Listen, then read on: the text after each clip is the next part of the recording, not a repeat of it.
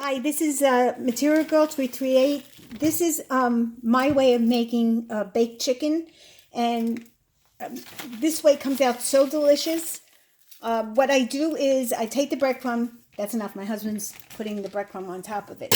I take the chicken and I soak it in water, and this way it's nice and wet. And then I take a Ziploc bag and I put about 2 cups to a little less than 2 cups because I don't have too much chicken. I got six thighs here.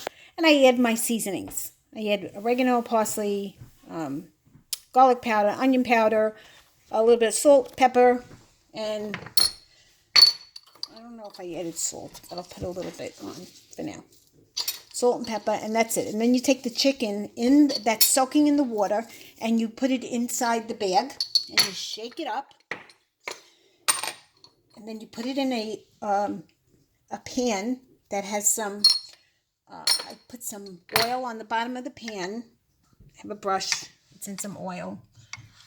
Okay, and then what I do is I sprinkle some olive oil on the top of it, and I bake it in a 375 degree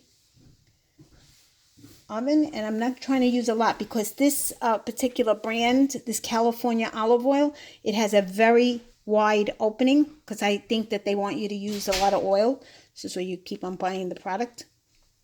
But this is a really good olive oil. And this is the brand that I buy. And then I cook this at 375. Oh, and I also put cheese in the breadcrumb. Cheese and, seasonings.